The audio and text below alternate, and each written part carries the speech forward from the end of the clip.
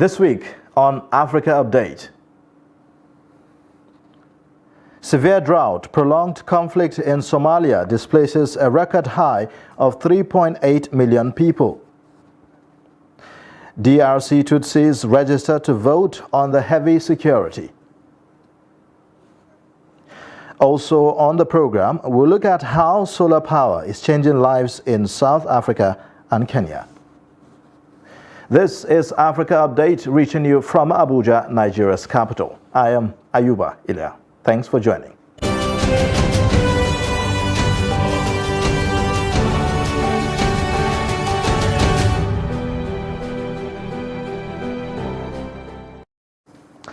Somalia's severe drought and prolonged conflict have forced a record high of 3.8 million people to flee their homes. The number of people forced to flee their homes in Somalia has reached a record high. 3.8 million according to the International Organization for Migration, amid violence and the country's worst drought in decades. People like Nune Isaac. 7 children died in the drought, and I did not have anything to feed the remaining 6 children who are at home. And so we came here to Baidoa on foot. Somalia has been hit by 5 failed rainy seasons as well as ongoing conflict. Tens of thousands of new arrivals have been flocking to major cities and towns like Baidoa and Mogadishu. International aid agencies project that up to 300,000 could be newly displaced by July this year. Ugochi Daniels is the Deputy Director General of Operations for the IOM. Baidoa has received the most internally displaced people in Somalia, but all of Somalia is also affected by conflict as well as by climate change. In Baidoa, shelters have been provided by the IOM. Children are brought daily to health centers to get treatment for malnutrition. Daniels says they're working with the government and people in the camps to secure their future.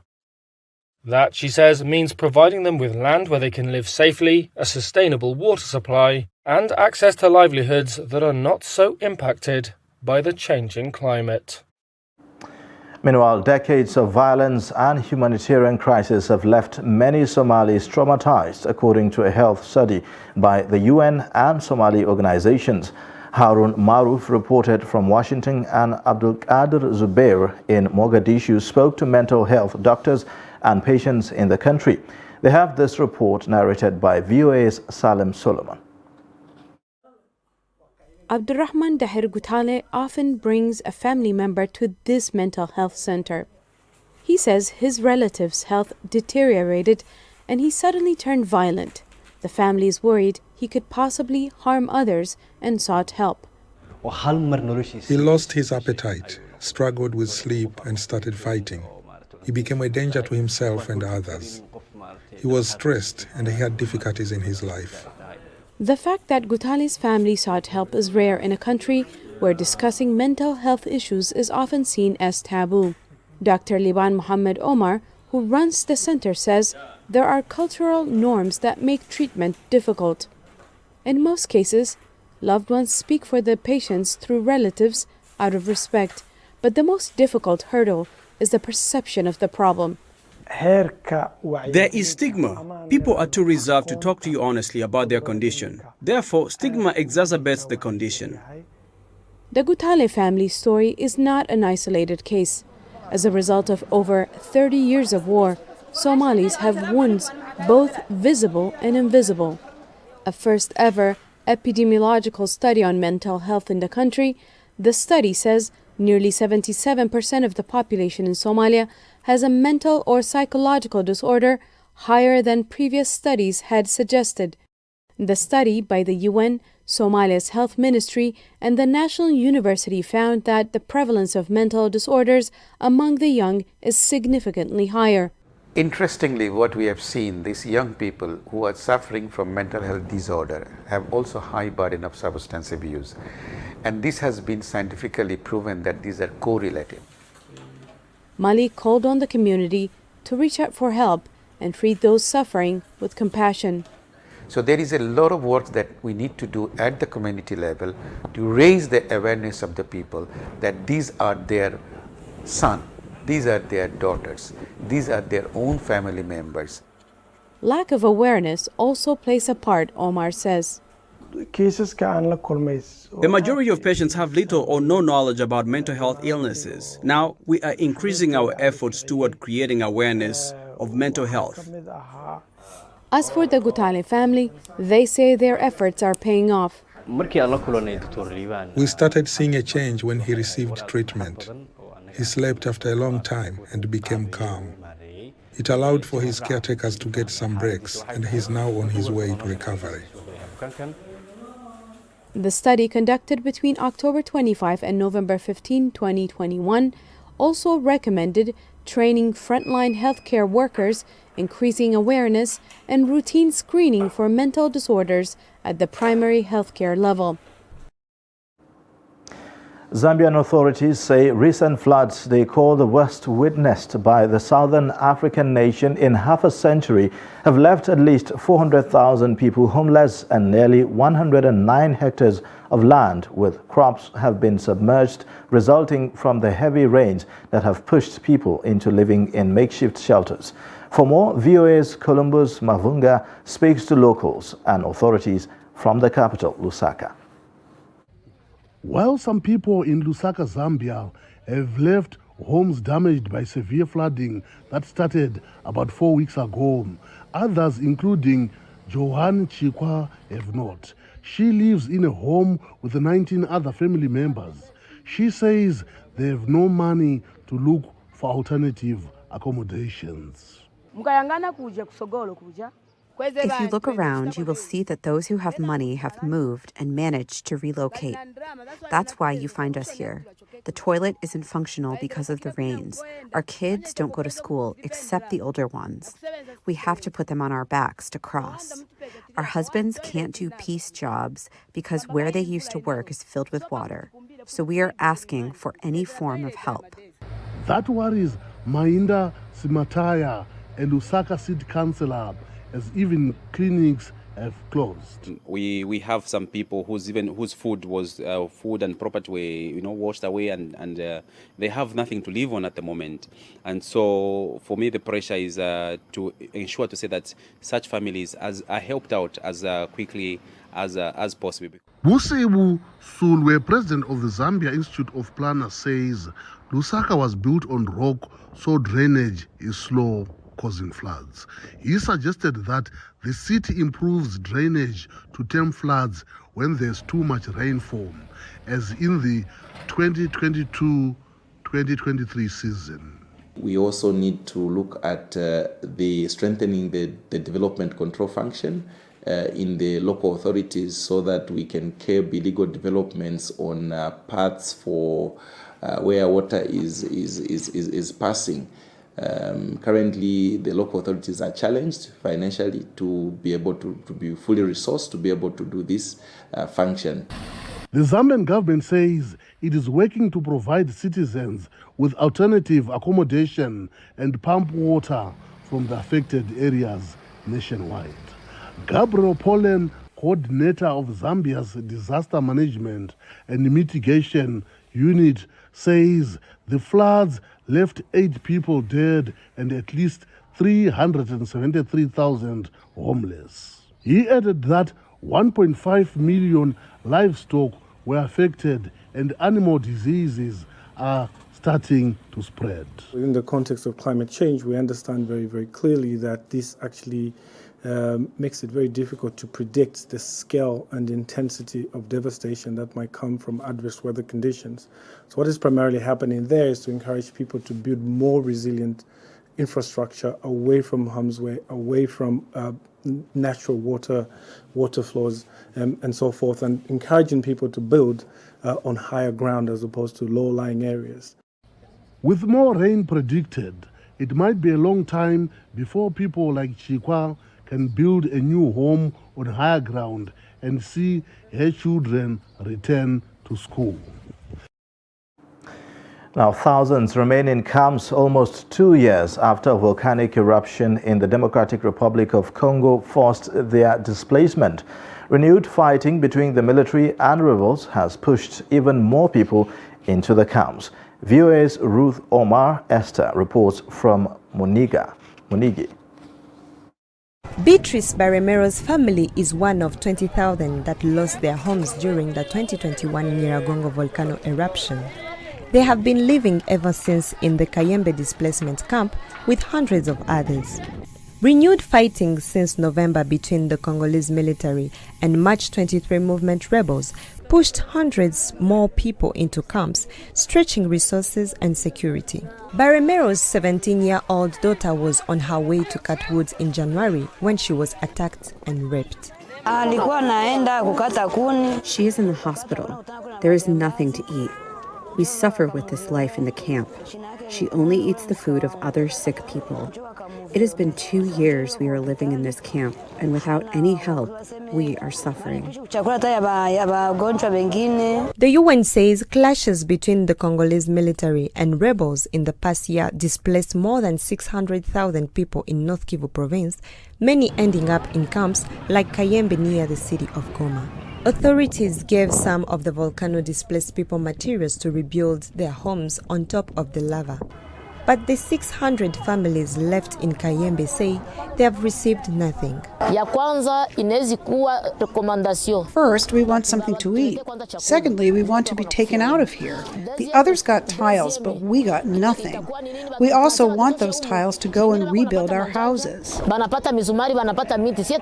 Nyiragongo Civil Society President Mambo Kawaya says the fighting displaced and the volcano displaced are competing for aid.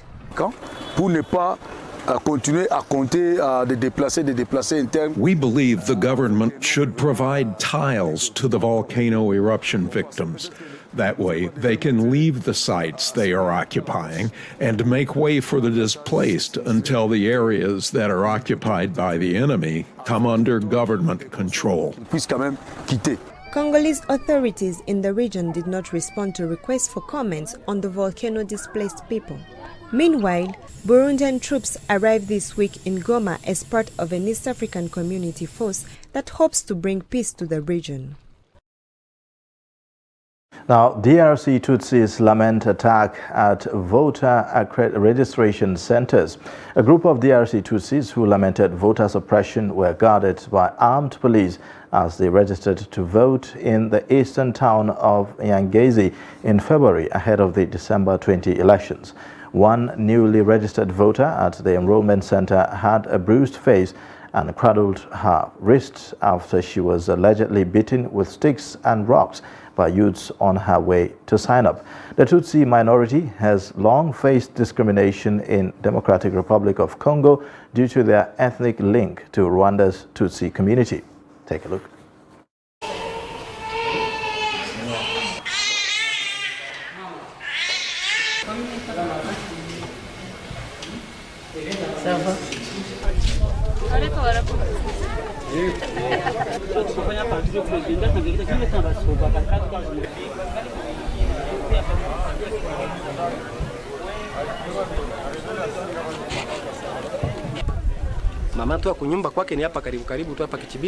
This lady was coming from her home, not very far away from here, when young men beat her with stones and wooden stakes.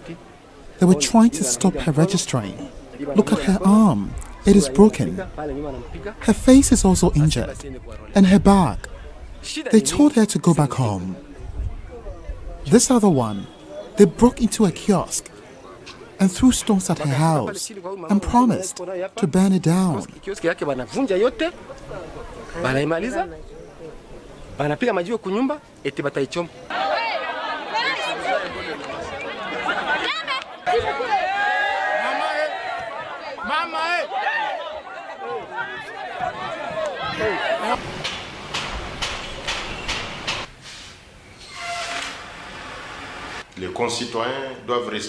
Citizens must respect the law. If someone has their 2018 voter card, they have the right to be enrolled, to be identified in the registration center. We don't look at height. We don't look at age. But it has to be a Congolese who is 18 years old. Time now for a quick break, but still ahead on Africa Update. We'll take a look at how solar power is changing lives in South Africa and Kenya. Join us again. Now, as part of efforts to support Africa's goal of strengthening... Now, looking at the activity chart, as you can see right here, a total volume of 130... Inherited a Boko Haram crisis that at that time was restricted to Yobe. How secure are they? You can see security men with blood. This is the road leading up to the... Or really, if you look at English squad, you are looking at EPL, you are looking at their names. You are not looking at...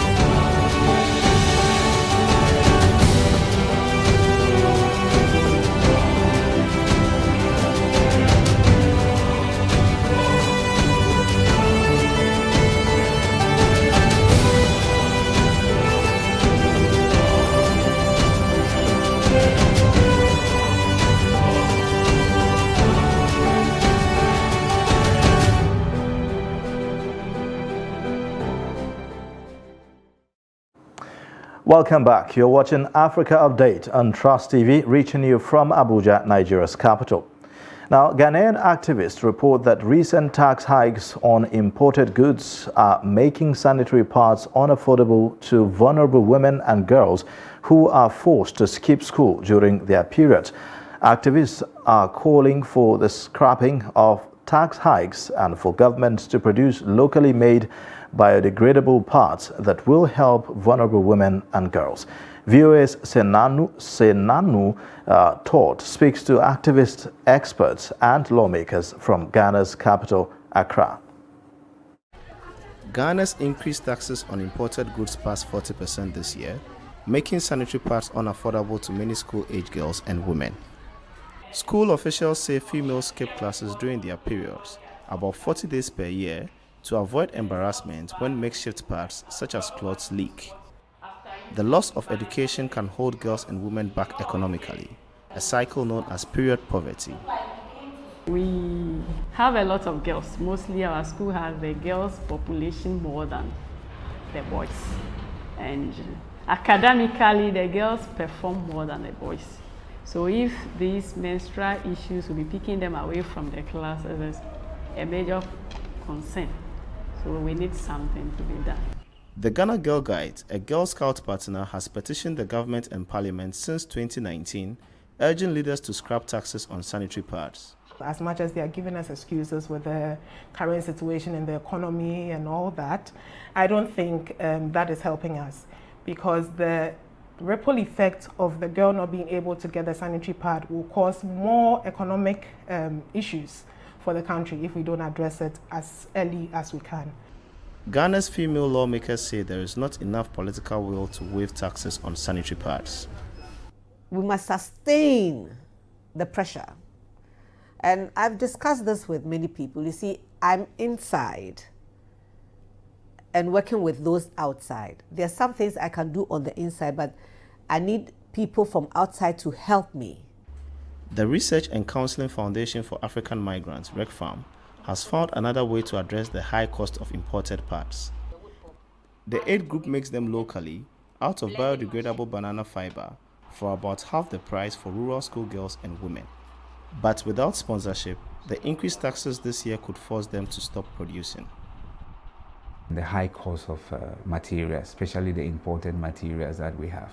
Like for example, we just upgraded our facility, we got the machine, but then the materials are, they are almost outdated, so we can't use it anymore.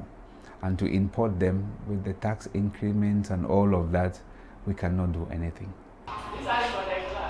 Supporters say the long-term solution to keep vulnerable girls and women in school is to keep pushing Ghana's lawmakers until they agree to a tax waiver on sanitary pads. Now, a South African group is bringing films to African youth in impoverished areas with poor services through solar-powered portable cinemas. The group, Sunshine Cinema, works in 4 countries, aiming to inspire more youth on the continent through African films. Zahir Kasim reports from Pankop, South Africa. Like most villages in South Africa, Pankop has little access to power or the internet.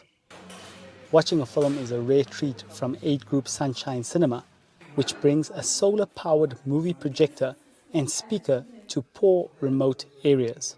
The group also provides jobs to operators like Larata Atlawa, who says the African films they select are not about entertaining, but inspiring. After viewing a movie, you realize, the way I might have been doing things might have been a little bit offish or might have been wrong. And then it changes your perspective drastically to say, I can actually be a better person in my community. I can actually go out there and be the change in my community. South Africa's government says nearly 2/3 of youth under 24 are jobless, raising the temptation of crime, especially among young men. A boys' mentorship program hosted today's film, Riding with Sugar, a South African film that tackles the issue of xenophobia. Events like this are important because they help us to know which part of the future we want to be a part of. A future whereby we can eliminate all racism, all xenophobic attacks on foreigners, and we just want to be a better version of humanity. Sunshine Cinema, which runs on donations, started a decade ago in South Africa, but has since spread to neighboring Zimbabwe, Zambia, and Malawi. They are ready to expand further across Africa, says co-founder Sadal Willow-Smith.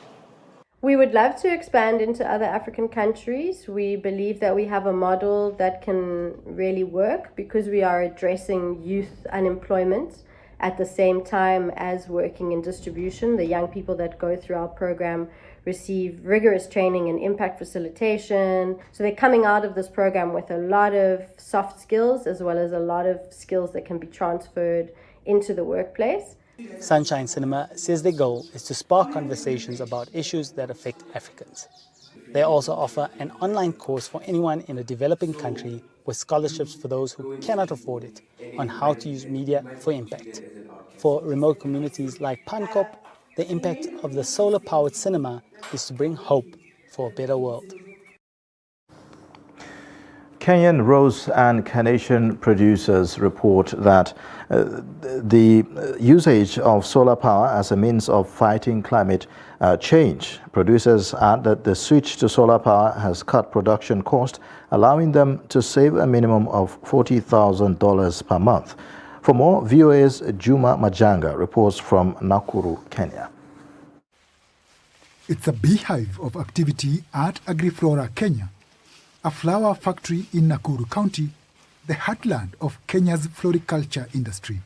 The cut flower industry generates hundreds of millions of dollars for Kenya each year, but the industry has been blamed for widespread pollution.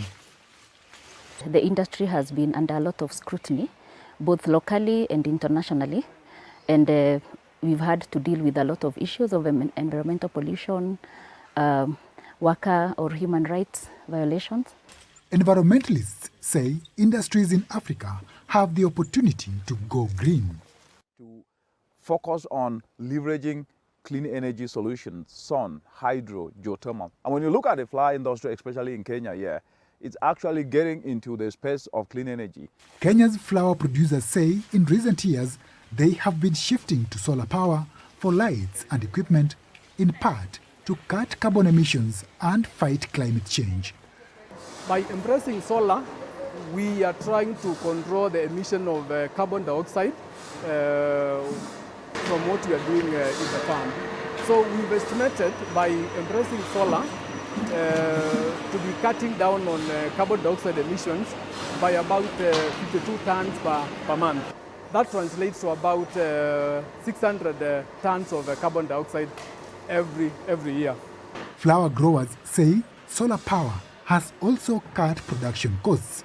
Our normal cost of power for all farms ranges between $90,000 to $100,000 a month. And now we are looking at, if you do 40%, we are saving an estimate of around $40,000 a month. Despite efforts to shift to solar power, private businesses like AgriFlora say they cannot store all the power they can harness. Industry officials say that's because under current law, businesses are not allowed to store excess solar power on the national grid for future use. Environment experts say governments in Africa need to do more to incentivize and promote solar uptake.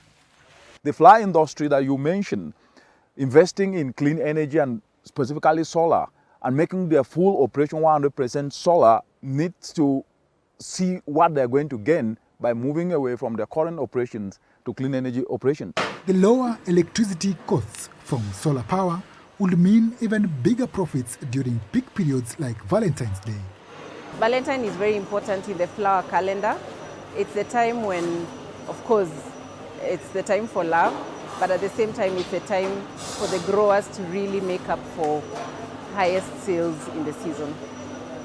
As consumers learn more about sustainability and climate change, environmentalists say flower growers, like other industries, will have even more incentive to go green. And that wraps it up for Africa Update this week. Watch more via all our social media platforms and also on our YouTube live stream. I am Ayuba Ila. Thanks for watching. Bye for now.